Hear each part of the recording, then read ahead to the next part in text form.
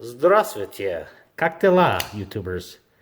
Today we're going to talk about the Russian-made Daggerr Sting. This is a 3.9-inch blade, so it's a little bit outside of most people's comfortable as well as legal carry limit there. But this one is done in the exclusive Blade HQ coloring with the gray G10 and the blackened out blade. However, you're going to notice there's something we'll talk a little bit about that is not Blade HQ specific, or at least normal, shall we say. So this particular knife costs about I think $62 or whatever on their site. It is amazingly smooth, running on bearings, and it's definitely a very fidget friendly knife. You're going to notice a very familiar hole there, but not entirely. So this could be part of that parallel world thinking that Slicey Dicey talks about. So yeah, this particular blade, we could compare this to, let's just say, some other items that are Blade HQs. You're going to see a few accents, not in terms of specific blades, but this particular one I would say probably in terms of blade for blade. Oh, let's move that up. I think very similar to the Para 2 from Spyderco. You're going to notice a few similarities, similar hold size and that sort of thing, and of course the weighting as well. This particular one is the copper scaled one in Rex 45, but this is the kind of comparison item for the Redención 229 here that you see.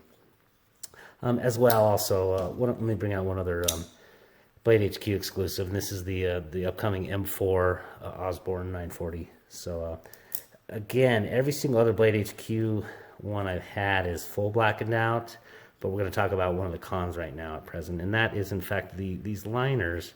The liner of these are not blackened out, so it just looks a little bit out of place. I'd rather probably, if they were going to not black out the whole thing, just have it all in satin, and that would be preferable, including the hardware on this particular one. Great fidgety factor, D2 steel, very sharp out of the box. In terms of cutting some boxes today, it was not as good as the PM2, not that I would expect it to be, because it is not quite a full flat grind, but it is a mostly flat grind, kind of, from my perspective, reminiscent of that working finish on the ZTO 562 in terms of the way it goes to the top there, but does not ride all the way down. The fidget factor is great. Middle finger works marvelous, very smooth on those bearings. So as far as a blade goes, perfectly centered. This thing is a lot of fun, very comfortable in the hand. It's a little bit narrow and thin in terms of the height here, so it's not a real super grabber if you need to push down in a hammer grip, but just for regular cutting, EDC, it's great. You know, if you're interested, I think it's a fantastic entry from the Russian market in terms of what I've seen. Obviously, this is not a new blade. This is just a new expression of it. And but they're definitely bringing game. For a $62 knife in D2, you're also going to notice that pocket clip, of course. It is deep carry, has those nice, scary blue eyes, but you'll notice the skull particular kind of motif as well, which is why I was really talking about, I won't say there was a copy, maybe some inspiration. No problems on that.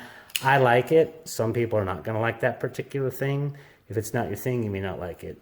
In terms of the last kind of pro of this thing that I found was really beautifully done was the back spacer here, done in the similar G10. It just fits perfectly throughout, and it also has that little hidden lanyard hole there, or lanyard pin.